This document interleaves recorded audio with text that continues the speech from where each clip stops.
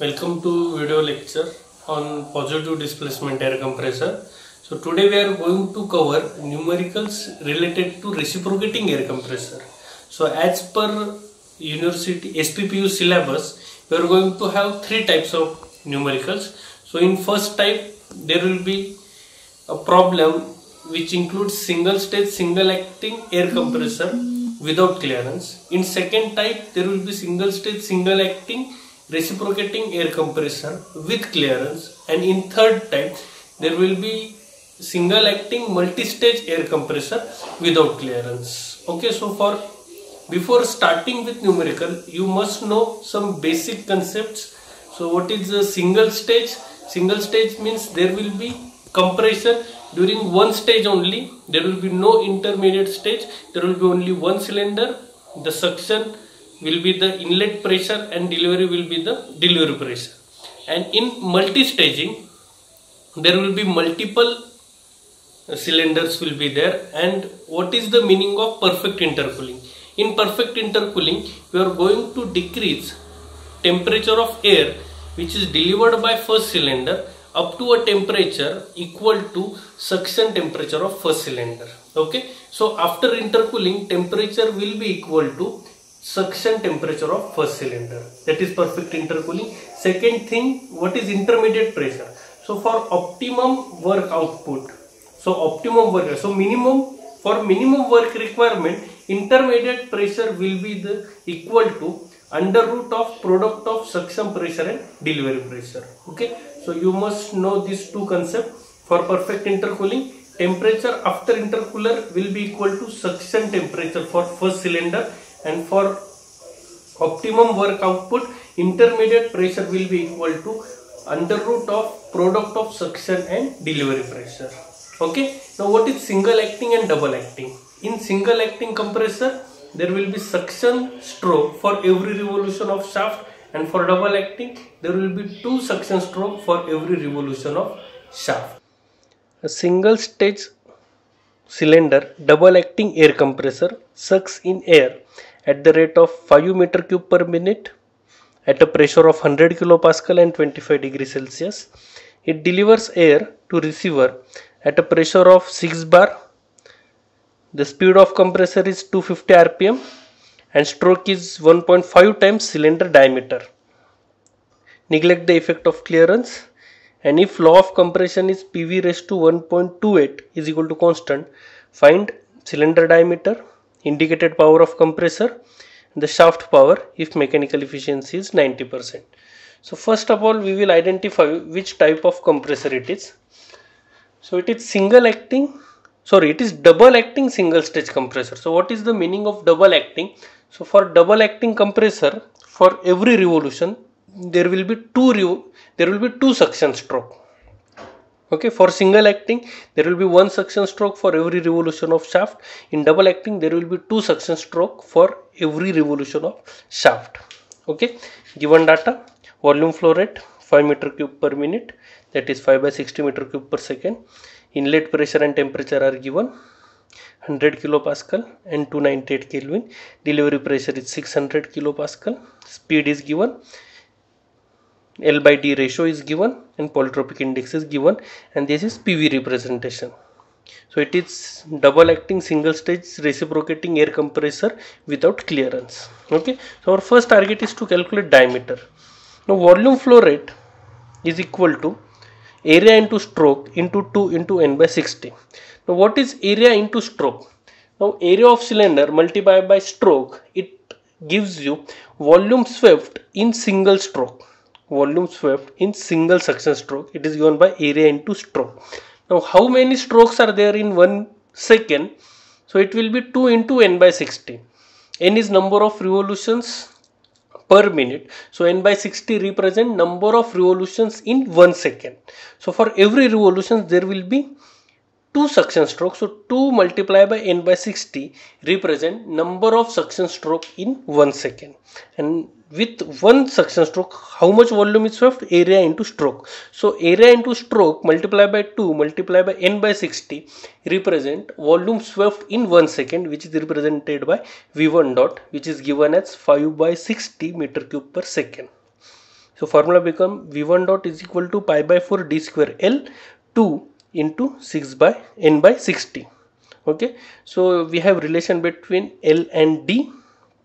So you can put L is equal to 1.5 d. So there will be only one unknown, that is d. You can calculate diameter, and unit of this diameter will be in meter. Now next parameter is very simple. Our target is to calculate indicated power. So indicated power is equal to n by 60 P1 V1 in bracket P2 upon P1 raised to n minus 1 upon n minus 1. So our target is to calculate indicated power, and expected unit is kilowatt. So we put value of P1 in kilopascal and value of V1 dot in meter cube per second. So all the parameters are given. You can calculate indicated power. Now mechanical efficiency. Mechanical efficiency is the ratio of indicated power and brake power. So brake power is power provided to the shaft, and indicated power is power available inside the cylinder. So there will be frictional losses between transmission. So brake power is always greater than indicated power in case of compressor. So you have to provide excess power to overcome frictional losses. That is why brake power is greater than indicated power. So mechanical efficiency is the ratio of indicated power and to brake power. So indicated power is calculated, mechanical efficiency is known, so you can calculate brake power. So here is one more numerical on reciprocating air compressor. So first we will go through numerical. A two-stage single acting reciprocating air compressor takes in air at 1 bar and 20 degrees Celsius. It discharges air at 40 bar. The temperature rise in intercooler is 22 degrees Celsius. Assume polytropic compression and expansion with n is equal to 1.33. Perfect intercooling with ideal intermediate pressure, and calculate first work of compression, second percentage saving in work of compression as compared to single stage, and third mass of cooling water required in intercooler per kg of air. Assume Cp is equal to 1.005 kilojoule per kg Kelvin for air, and Cp is equal to 4.187 kilojoule per kg Kelvin for water. Okay, so this is our given numerical. So first you need to identify number of stages. So it is two-stage compressor, it is single acting compressor, and there is no clearance volume given in this numerical. So it is two-stage single acting reciprocating air compressor without clearance and with perfect intercooling. And also intermediate pressure is ideal. It means your P2 will be equal to under root of P1 into P3. Okay, so we will write given data first. So input pressure is given 1 bar, that is 100 kilopascal. Temperature is 20 degrees Celsius, that is 293 Kelvin. Delivery pressure, that is P3, is given as 40 bar. You can convert it into kilopascal also. Rise in temperature of cooling water is 22 degrees Celsius. Polytropic index is 1.33, and we are going to calculate, or we are going to analyze this compressor for 1 kg mass of air. Okay, so mass of air is 1 kg. Okay, so this is PV representation. So 1 to 2 represent compression in single stage. So before entering in high pressure cylinder, there will be intercooling. So 2 to 2 dash represent intercooling. So intercooling takes place at constant pressure. So 2 to 2 dash will be the horizontal line at same pressure, intermediate pressure P2, and 2 dash to 3 is compression in high pressure cylinder. So 1 to 2 dash 3 will be the compression process. Okay, so next our first target is to calculate work of compression, that is indicated power. So indicated power is nothing but it is two-stage compression, 2 into n upon n minus 1 P1 V1 in bracket P2 upon P1 raised to n minus 1 upon n minus 1. So in this you have the value of P. Okay, you don't have value of P2, but you have value of P1. To calculate P2 for optimum condition, P2 will be equal to under root of P1 and P3. So unit of P1 and P3 must be same in this numerical. So 1 bar multiplied by 40, so under root of 40 will be the value of P2. So you can get P2 upon P1. So instead of P1 V1, we can substitute for P1 V1, we can substitute P1 V1 is equal to MR T1. So in this equation, value of temperature must be in Kelvin, so it will be equal to 293 Kelvin. Mass of air is given as 1 kg and R for air is 0.287 kilojoule per kg Kelvin. So as value of R is kilojoule per kg Kelvin, the indicated power will be in kilojoule. Okay, so that will be your first answer. That is work of compression. So second target is percentage saving in work of compression as compared to single stage. So percentage saving will be equal to IP minus IP dash divided by IP, where IP represent work of compression with multi-staging and IP dash represent work of compression with single stage. So value of IP is already calculated, so we need to calculate value of IP dash.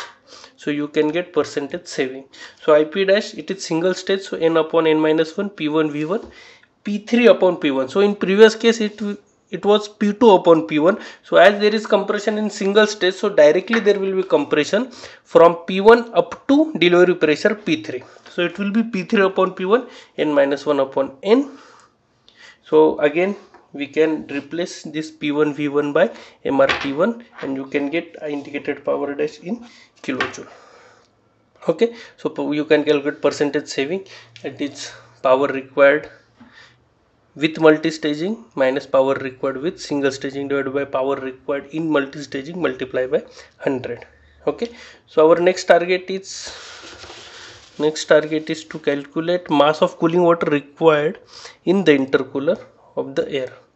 Okay, so to calculate mass of cooling water, we will apply energy balance.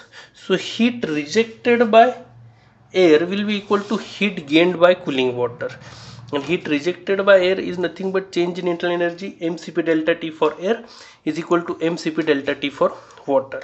Now our target is to calculate mass of cooling water required. So we must know all the other parameters. So CPW is given in the numerical 4.187 kilojoule per kg Kelvin. CPA is also given 1.005 kilojoule per kg Kelvin. Delta TW, it is given as 22 degrees Celsius. Mass of air is 1 kg. Now we must know delta TA so that we can calculate only one unknown parameter, that is mass flow rate of cooling water. So delta TA is nothing but T2 minus T2 dash. So as it is perfect intercooling, this T2 is same as that of the T1. So value of T2 is nothing but 298 Kelvin. So value of T2 dash is 298 Kelvin. We must know value of T2. Now how to get value of T2? So if you remember compression 1 to 2, it is polytropic compression with index 1.33. So 1 to 2, follow the equation, PV raised to 1.33 is equal to constant. So we can also write T2 upon T1 is equal to P2 upon P1 raised to N minus 1 upon N, where N is 1.33, P2 is calculated, P1 is known, T1 is also known. So you can calculate value of T2, put the value of T2 here, you can calculate delta TA, and when you put value of delta TA, there will be only one unknown, that is mass of water. You can calculate this unknown parameter, mass of water. So here is another numerical on reciprocating air compressor. So first we will go through numerical. A single stage reciprocating air compressor has a swept volume 2000 centimeter cube, runs at 300 rpm and takes in air at 1.013 bar and 15 degrees Celsius. It operates on pressure ratio of 8 with a clearance of 5% of swept volume. Assume polytropic compression and expansion with N is equal to 1.25. calculate volumetric efficiency, indicated power, isothermal efficiency, actual power needed to drive compressor if mechanical efficiency is equal to 85%. Okay, so first you need to find out whether it is single stage, multi-stage, with clearance or without clearance. So it is single stage, single acting reciprocating compressor. So it is not given whether it is single acting or double acting. So we will assume that it is single stage, single acting reciprocating air compressor with clearance. The clearance ratio is given as 5%. So it is single stage, single acting reciprocating air compressor with polytropic compression, and polytropic index is 1.25. okay, so this will be the PV representation. 1 to 2 represent compression, 2 to 3 delivery, 3 to 4 expansion, and 4 to 1 is suction. So VC represent clearance volume and VS represent swept volume, which will be equal to V1 minus V3. okay, so what is given data? Vs is nothing but 2000 centimeter cube. So Vs is swept volume, which will be also equal to V1 minus V3. So V1 minus V3 is nothing but equal to Vs is equal to 2000 centimeter cube. You can convert this centimeter cube into meter cube, as 1 centimeter is equal to 10 raised to minus 2 meter. So 1 centimeter cube will be equal to 10 raised to minus 3 meter cube. Sorry, 1 centimeter cube will be equal to 10 raised to minus 6. So it will be equal to 2 into 10 raised to minus 3 meter cube. Okay, 2000 into 10 raised to minus 6 meter cube is nothing but 2 into 10 raised to minus 3 meter cube. Then speed is 800 rpm. Temperature at inlet is 15 degrees Celsius, which will be equal to 288 Kelvin. P1 is 1.013 bar. Pressure ratio, which is denoted by RP also, which is equal to 8. Clearance ratio, clearance volume ratio, swept volume, clearance volume upon swept volume, it will be equal to 5%, it means 0.05, and polytropic index is given as 1.25. okay, so this will be the given data, and this is PV representation. So you must draw PV representation for every numerical. There will be separate marks dedicated for this PV representation. Okay, so we will go through our solution. So first target is to calculate volumetric efficiency. So volumetric efficiency. So formula to calculate volumetric efficiency is 1 minus C in bracket Rp raised to 1 by N minus 1, where the C represent clearance volume ratio, Vc upon Vs, so 0.05, the value is directly given. Rp represent pressure ratio, that is P2 upon P1, which is 8, which is also directly given, and N is nothing but polytropic index, whose value is 1.25, so you can directly solve volumetric efficiency. Okay, multiply it by 100, so you will get volumetric efficiency into percentage. So next target is indicated power. So it is indicated power, that is power available inside the cylinder. So formula to calculate indicated power is N upon N minus 1 into P1 V1 bracket P2 upon P1 raised to N minus 1 upon N minus 1. So this is general formula to calculate indicated power in case of reciprocating air compressor. So as this is air compressor with clearance, so this V1 is nothing but it will be V1 minus V4. So that will be the effective suction. So if it is without clearance, you can directly put value of V1, but it will be V1 minus V4. Now to calculate indicated power, you have value of N 1.25, your value of P2 upon P1 is 8. So there is only one unknown, that is V1. Value of P1 is 1.013 bar. We will put value of P1 in kilopascal. Our target is to calculate indicated power in kilowatt. So value of P1 will be in kilopascal, and this volume flow rate will be in meter cube per second. Okay, so when you get value of effective source volume, you will get indicated power. So how to calculate that V1 upon V3? Now volumetric efficiency is nothing but V1 minus V4 divided by V1 minus V3. So V1 minus V3 is given as 2000 centimeter cube. That is 2 into 10 raised to minus 3 meter cube. So you have volumetric efficiency, you have V1 minus V3. So you can calculate V1 minus V4 and its unit will be meter cube. Now how to convert this meter cube into meter cube per second? So how much revolutions are there in 1 minute? There are 800 revolutions. So V1 minus V4, this will be in meter cube. This will be in meter cube. So this is swept volume. Whenever there is one stroke, this much volume is swept by the piston. How much such swept volumes will be there, or how much suction strokes will be there? It will be N divided by 60. So as it is single stage, single acting reciprocating air compressor, there will be suction for every revolution of shaft, and there will be N by 60 revolutions. So you will get V1 minus V4 dot, and unit will be meter cube per second. Put this value here, you will get indicated power in kilowatt. Okay, so this will be your indicated power. So what is our next target? Our next target is to calculate isothermal efficiency. So what is isothermal efficiency?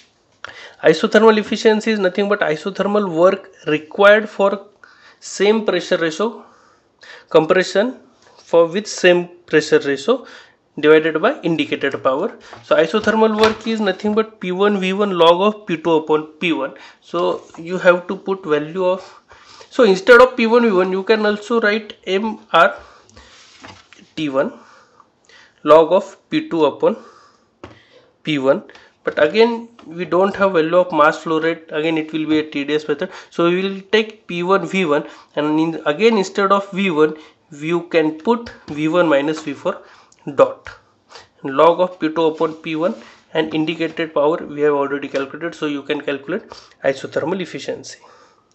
Okay, so this is about isothermal efficiency. Now next target is to calculate actual power if mechanical efficiency is 85%. So actual power, mechanical efficiency is nothing but indicated power upon brake power. Indicated power is power available inside the cylinder, and brake power is power provided to the input shaft. So there will be mechanical losses during this transmission. So brake power will be always greater than indicated power. So ratio of indicated power to brake power is nothing but mechanical efficiency, which is given as 85%, which is given as 85%. So again mechanical efficiency is equal to indicated power upon brake power, which is equal to 0.85. You have value of indicated power, you can calculate value of brake power. If value of indicated power is in kilowatt, value of brake power will be in kilowatt. Okay, so this is numerical on positive displacement reciprocating air compressor. So first of all we will go through numerical. A two-stage reciprocating air compressor takes in the air at 1 bar and 300 Kelvin. Air is delivered at 15 bar. The intermediate pressure is ideal and intercooling is perfect. The law of compression is PV raised to 1.25 is equal to constant. The rate of discharge is 10 kg per minute. Find power required to drive the compressor, saving in work compared to single stage, heat rejected in intercooler. So the first question is, you need to identify type of compressor. So it is two-stage reciprocating compressor with perfect intercooling, and intermediate pressure is ideal.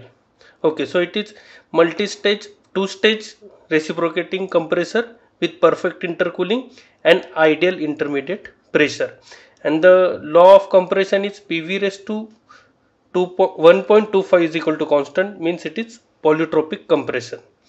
Now we will write given data. It is two-stage compressor,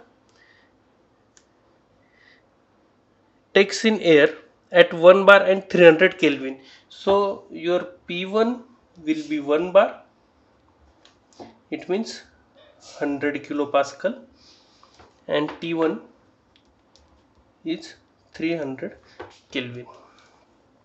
Okay, air is delivered at 15 bar. So delivery pressure. So we will denote P2 as intermediate pressure and P3 will be our delivery pressure, that will be 15 bar. It means it is 1500 kilopascal. Okay. The law of compression is PV raised to 1.25 is equal to constant, means your polytropic index N will be equal to 1.25. The rate of discharge is 10 kg per minute. It is nothing but mass flow rate. It is 10 kg per minute, or you can write 10 divided by 60 kg per second. Okay. So our first target is to calculate power required. So before that we need to draw PV representation, which is mandatory. There may be 2 to 3 marks for this PV representation. So PV, there will be suction pressure, there will be delivery pressure, and there will be intermediate pressure. So first there will be compression from point 1 to 2. So P1 to P2, then there will be intercooling, and again there will be compression from 2 to 3 in second stage. So this will be your PV representation. So point before intercooling we will denote it by 2, and after intercooling we will denote it by 2 dash. So what is the meaning of perfect intercooling? Perfect intercooling is T1 will be equal to T2 dash. Okay, and how to calculate P2? To calculate P2 for optimum condition, P2 is nothing but under root of product of P1 and P2. Okay, so this is our given data. So what is our target? Our first target is to calculate power required to drive the compressor. So we can calculate it by, it is nothing but, it is called as indicated power is equal to number of stages multiplied by P1 multiplied by N divided by N minus 1 P1 V1 in bracket P2 by P1 raised to N minus 1 upon N minus 1. This is nothing but indicated power. Now in this equation the values of P1 is known, value of N is known. So you need to calculate value of P2 and V1 so that you can calculate indicated power. Now how to calculate value of P2? To calculate value of P2 is nothing but under root of P1 and P2. So you can calculate value of P2. Now how to calculate value of V1? Now to calculate value of V1, if you required indicated power in kilowatt, your pressure must be in kilopascal and volume must be in meter cube per second. So our target is to calculate volume flow rate in meter cube per second. Now how to calculate that volume in meter cube per second? So we are going to use ideal gas equation. PV is equal to mRT.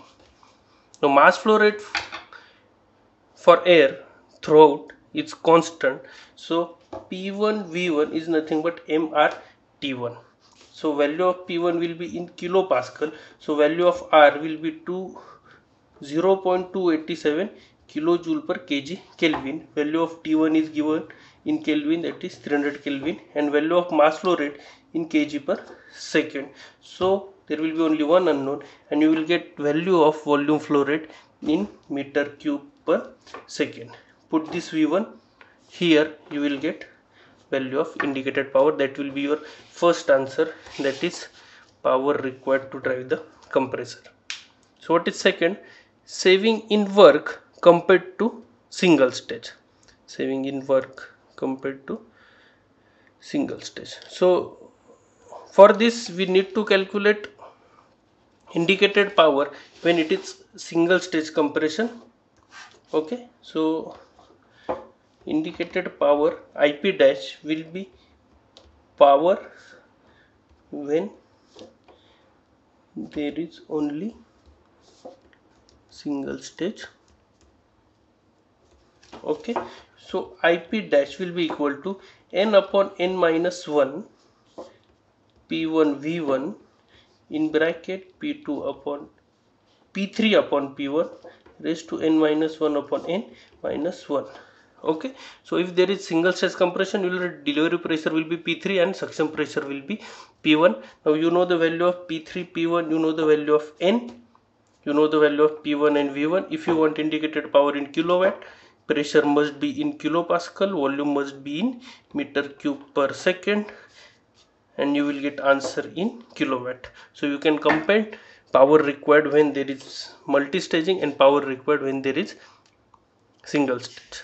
So our third target is to calculate heat rejected in intercooler. So heat rejected in intercooler. So heat rejected means there will be decrease in internal energy of that air, and which can be calculated by Q will be heat rejected in intercooler. So Q will be mCp delta T, m for air, Cp for air, and delta T for air. Okay, now in this equation, mass of air will be in kg per second, Cp for air, which will be at constant pressure 1.005 kilojoule per kg Kelvin, and delta T will be nothing but T2 minus T2 dash. T2 minus T2 dash. Now if you observe this diagram, T2 dash will be equal to T1 as it is perfect intercooling. So T2 dash is nothing but 300 degrees Celsius. Now you need to calculate value of T2. How to get value of T2? Now process 1 to 2 is polytropic such that PV raised to 1.25 is equal to constant. So T2 divided by T1 is equal to P2 by P1 raised to n minus 1 upon n, where value of n is 1.25, value of P2 is already calculated, value of P1 is calculated, T1 is 300, so you can calculate value of T2. Put the value of T2 here, you will get delta T, and you can calculate heat rejected. So if mass flow rate in kg per second, Cp will be in kilojoule per kg Kelvin, and delta T is in Kelvin, your answer of this Q will be in kilowatt. So that is heat rejected per second, right? So this is your first answer.